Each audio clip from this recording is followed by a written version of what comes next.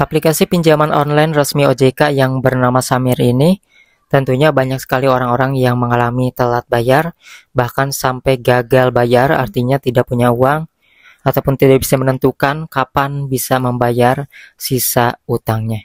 Nah, teman-teman, buat kalian yang mengalami gagal bayar di sini yang mungkin mempertanyakan bakalan didatangi DC-nya atau enggak ya, ada DC lapangannya atau enggak ya. Maka dari itu, jika kalian takut seperti itu, khawatir ada DC ataupun khawatir didatangi, maka yang harus kalian ketahui adalah aturannya dulu dari OJK.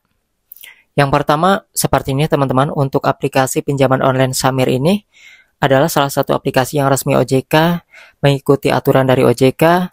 Artinya kalau misalnya kalian tanya apakah dia sebar data, jawabnya tidak ya. Kalau misalnya mereka sebar data, mereka akan keluar dari OJK.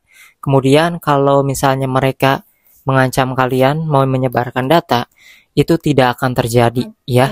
Itu tidak akan mereka lakukan, hanyalah sebuah ancaman untuk menakut-nakuti saja agar kalian membayar utangnya. Nah, untuk aplikasi Samir ini sendiri tentunya sudah lumayan banyak yang download, tetapi tentunya ada beberapa orang yang kecewa juga dari aplikasi Samir ini. Ya, kalian bisa lihat ya di ulasannya sendiri, karena aplikasi pinjaman online ini juga bukan sedikit orang yang sudah melakukan pinjaman ataupun yang sudah berhasil di ACC.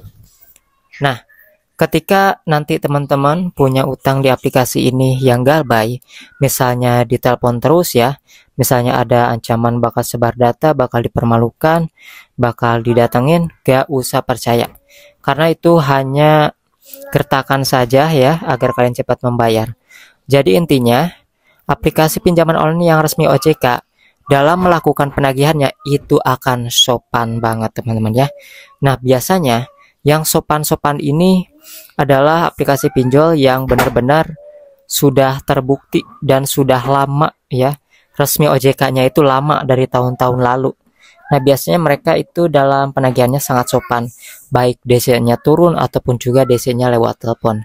Nah, ketika ada DC yang menagih lewat telepon ataupun WA dengan nada kasar ataupun ancaman, maka sudah saya pastikan si aplikasi tersebut DC-nya tidak berani datang ke rumah karena sudah menebar ancaman. Maka dari itu kalian gak perlu panik, gak perlu takut, jangan sampai sewa-sewa joki pinjol, karena hal tersebut akan membuat kalian menjadi lebih besar masalahnya, karena nanti kalian gali lubang tutup lubang, utangnya itu bukan hanya di satu aplikasi. Maka dari itu kalau udah nggak punya uang di satu aplikasi dan nggak mampu bayar, katakan aja belum mampu bayar. Mereka juga akan ngerti kok ya, tidak akan bisa memaksa kita untuk mengadakan uang. Ya bagaimanapun mereka juga pasti akan pulang sendirinya teman-teman ya. Dan karena mereka juga ketika menagih itu mau DC lapangannya turun ataupun juga lewat telepon, bukan ke satu orang aja setiap harinya ya, tapi bisa nyampe ke 10 orang, bahkan nyampe ke 50 orang setiap satu orang ya teman-teman. Jadi ya kita bukan prioritas utama banget bagi mereka, jadi kalian gak perlu panik. Bagaimana pengalaman kalian, tulis di kolom komentar.